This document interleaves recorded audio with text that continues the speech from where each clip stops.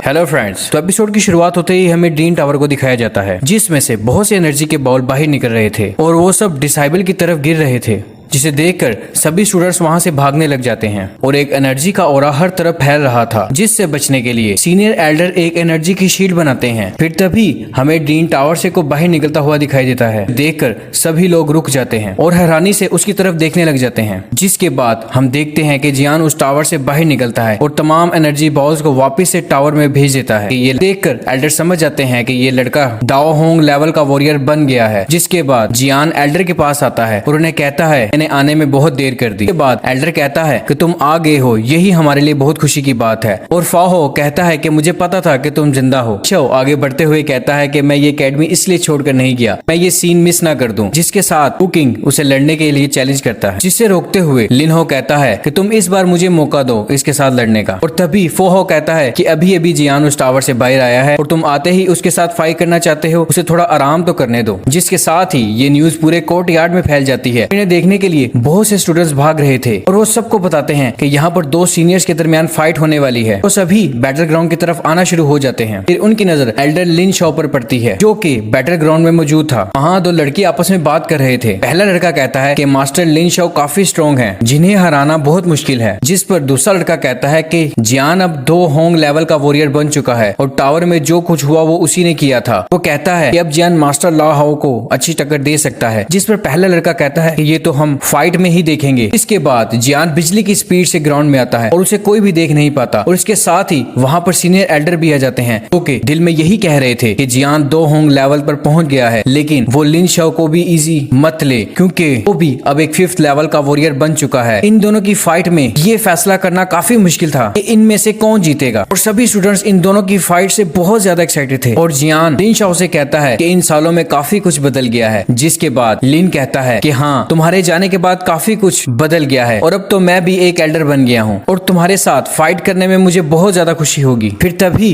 दोनों में fight start होने लगती है और लिन शॉ अटैक के लिए अपनी स्वॉर्ड को एक्टिवेट करता है और जियान पर अटैक करता है, जिससे जियान बहुत आसानी से अपनी स्पीड को एक्टिवेट करते हुए बच जाता है। यहाँ जियान की स्पीड काफी तेज थी, लेकिन लिन शॉ उस पर फोकस करके उस पर अटैक के लिए आगे बढ़ता है, लेकिन जियान उससे हर बार अपनी स्पीड की वजह से बच जाता है। और यहाँ सब जियान की स्पीड को देखकर काफी ज्यादा हैरान थे और यहाँ पता लगना भी मुश्किल है कि वो इस वक्त कहाँ पर मौजूद है। और अब यहाँ जियान अपनी ग्रीन एनर्जी का यूज करता है, जिसे देखकर सीनियर एल्डर्स भी हैरान थे। और जियान लिन शॉ पर अटैक करता है और तभी जियान लिन शॉ पर अटैक करता है और लिन उस अटैक से बचने के लिए एक एनर्जी शील्ड बनाता है ताकि वो जियान के अटैक से बच सके। लेकिन जियान अगले ही पल उस शील्ड को तोड़ते हुए अपने हाथ को उसकी गर्दन पर रख देता है, जिसे देखकर सीनियर एल्डर्स काफी हैरान थे कि ये कैसे पॉसिबल है। जिसके बाद लिन शॉ जियान से कहता है कि इन 2 सालों में तुमने काफी कल्टीवेशन की है और तुम काफी ज्यादा स्ट्रॉन्ग बन गए हो। जिसके साथ ही वहाँ पर सीनियर मास्टर आ जाते हैं। इन्हें देखकर दोनों उन्हें ग्रीट करते हैं। जियान से पूछते हैं कि मैंने तुम्हारे पास जो ग्रीन फ्लेम देखी थी, क्या तुम मुझे उसके बारे में बताओ। इससे पहले कि जियान उसके बारे में बताता, ही एल्डर पर से अटैक होता है, जिससे बचने के लिए वो वहाँ पर एक शील्ड बना लेते हैं और सभी उसे ढूंढने लग जाते हैं जिसने एल्डर पर अटैक किया था। जिसके बाद एल्डर कहते हैं कि अब जब तुमने मुझ पर अटैक कर ही दिया है तो तुम मेरे सामने आ जाओ। जिसके साथ वहाँ एक पोर्टल ओपन होता है और उस पोर्टल में से क्वीन मेडुसा बाहर आ जाती है, जिसे देखकर जियान काफी हैरान होता है। जिस पर एल्डर भी काफी हैरान होते हुए उसे पूछते हैं कि तुम कौन हो और तुमने मुझ पर अटैक क्यों किया। इस पर क्वीन मेडुसा बताती है कि मैं यहाँ पर जियान को लेने के लिए आई हूँ और तुम सब इससे दूर ही रहना। जिसके बाद एल्डर जियान से पूछते हैं कि क्या तुम इसे जानते हो। फिर जियान कहता है कि हाँ, मैं इसे जानता हूँ। और क्वीन एल्डर से कहती है कि तुम्हें इस मामले से दूर रहना चाहिए। जिसके साथ ही एल्डर भी यही सोचने लग जाते हैं कि ये मुझसे काफी ज्यादा स्ट्रॉन्ग लग रही है। जिसके बाद जियान क्वीन मेडुसा से कहता है कि मुझे कुछ काम खत्म करने दो, उसके बाद तुम जैसे कहोगी मैं वैसे ही करूंगा। जिस पर क्वीन मेडुसा कहती है कि नहीं, मैं तुम्हें अभी मारना चाहती हूँ। जैसे ही जियान पर अटैक करती है, मास्टर उसके अटैक को रोक देते हैं और एल्डर क्वीन से कहते हैं कि जियान हमारे ही ग्लैन का स्टूडेंट है और तुम यहाँ आकर हमसे इस बारे में बात कर सकती हो। जिसके साथ ही क्वीन मेडुसा ये कहती है कि जियान तुम हरगिज मत सोचना कि मैं तुम्हें मार नहीं सकती। और इसी के साथ वो वहाँ से चली जाती है। इसके बाद एल्डर जियान से कहते हैं कि तुम अपने लिए मुसीबतों को मत बढ़ाया करो, ये तुम्हारे लिए खतरा बन सकती है। इसके बाद जियान मास्टर से कहता है कि एक प्रॉब्लम है जो कि मैं आपको बताना चाहता हूँ। जिस पर मास्टर उससे पूछते पूछते हैं कि बताओ अब क्या किया तुमने, जिस पर वो मास्टर को बताता है कि उसने हर्ट फ्लेम की एनर्जी को रिफाइन कर लिया है। एल्डर बहुत हैरान हो जाते हैं और वो जियान को अंदर ले जाते हैं और उसे कहते हैं कि तुम्हें हर साल यहाँ पर आना होगा और आकर फ्लेम हर्ट का कुछ हिस्सा हमें दे जाना होगा, जिस पर जियान एग्री हो जाता है। और इसे सुनकर एल्डर कहता है कि ये हमारे क्लैन के लिए अच्छा होगा। और इसके बाद जियान मास्टर से कहता है कि मैं आपसे कुछ और भी कहना चाहता हूँ। एल्डर्स कहते हैं कि बताओ। उन्हें कुछ हर्ब्स की लिस्ट दे देता है और उन्हें पूछता है कि क्या मुझे ये हर्ब्स मिल सकती हैं, जिनको पढ़ने के बाद एल्डर कहते हैं कि ये तो सोल रिंग्स की स्टोरेज रिंग्स हैं, तुम्हें इनकी जरूरत क्यों पड़ी। जिस पर जियान कहता है कि मैं किसी को सबक सिखाना चाहता हूँ जिसके लिए मुझे इन हर्ब्स की जरूरत है। एल्डर उसे कहते हैं कि ठीक है, कुछ हर्ब्स तो यहाँ पर मिल जाएंगी लेकिन कुछ को मंगवाना पड़ेगा, लेकिन मैं उन सबको तुम्हारे लिए ढूंढता हूँ। जिसके बाद एल्डर उसे कहते हैं कि तुम लकी हो, तुमने फ्लेम हर्ट को रिफाइन कर लिया। और जियान मास्टर से कहता है कि फैंग अब हमारे लिए बहुत बड़ा खतरा बन चुका है, इसलिए हमें उसे खत्म करना होगा। मास्टर उसे बताते हैं कि हैंग फैंग पहले के मुकाबले में काफी स्ट्रॉन्ग हो गया है और उसने बाकी काफी ग्लैंड के साथ अलायंस बना ली है और हम अगर उस पर अटैक करेंगे तो हमारा जीतना बहुत मुश्किल है। जियान मास्टर को ये कहते हुए जाता है कि कभी भी आपको मेरी जरूरत पड़े तो आप मुझे बुला लीजिएगा, मैं हमेशा आपकी मदद के लिए जाऊंगा। और इसके बाद मास्टर जियान से पूछते हैं कि क्या मेड्यूसा उस ब्लैक अलायंस का हिस्सा तो नहीं, जिस पर जियान कहता है कि नहीं, वो कभी भी ब्लैक अलायंस का हिस्सा नहीं थी और ना ही कभी बनेगी और उसके और मेरे बीच के मामलात को हम दोनों खुद ही सॉल्व कर सकते हैं। जिसके बाद जियान उन्हें ग्रीट करके जाने ही लगता है कि सीनियर एल्डर उसे बताते हैं कि तुम्हारा भाई इस वक्त खतरे में है। जिसे सुनने के बाद वो वहाँ से बाहर आ जाता है। वहाँ बाहर उसे फो हाओ उसका वेट कर रहा था, जो कि उसे गीमा एम्पायर अपने साथ ले जाने के लिए कहता है। जिस पर जियान कहता है कि मैं जब भी गीमा एम्पायर जाऊंगा तो तुम्हें साथ लेकर ही जाऊंगा। जिसके बाद फो हाओ कहता है कि क्या तुम अपने भाई की वजह से परेशान हो। जिस पर जियान फो हाओ से पूछता है कि तुम इस बारे में कैसे जानते हो। जिस पर फो हाओ जियान को बताता है कि एल्डर्स ने मुझे तुम्हारे भाई की प्रोटेक्शन के लिए भेजा था। तुम्हारे भाई को लगा था कि शायद तुम मर चुके हो, इसलिए उसने कुछ अलायंस बनाई थी ताकि वो तुम्हारी मौत का बदला ले सके। लेकिन तभी उसके बारे में ब्लैक अलायंस के लोगों को पता लग गया और उसे ब्लैक अलायंस के लोग पकड़ने की कोशिश कर रहे हैं। लेकिन अगर तुम वहां अपने भाई को बचाने के लिए जाओगे तो अपने साथ कुछ वॉरियर्स को ले जाना, क्योंकि वहां पर खतरा हो सकता है और तुम उनका मुकाबला अकेले नहीं कर सकते। जिसके बाद जियान कहता है कि मैं ऐसे वॉरियर्स कहां से लेके आऊं। जिस पर वो कहता है कि तुम तो ग्रैंड हॉल के लोगों को भूल ही गए हो। तभी सीन शिफ्ट होता है और हमें दिखाया जाता है कि जियान अपने साथियों के साथ जा रहा था, किसी शिप पर सवार थे। सभी वॉरियर्स कहते हैं कि ब्लैक अलायंस के लोग हमेशा हम पर अटैक करते हैं, इसलिए इस बार हम उन पर अटैक करके उन्हें नुकसान पहुंचाएंगे। जियान अपने दोनों दोस्तों का शुक्रिया अदा करता है।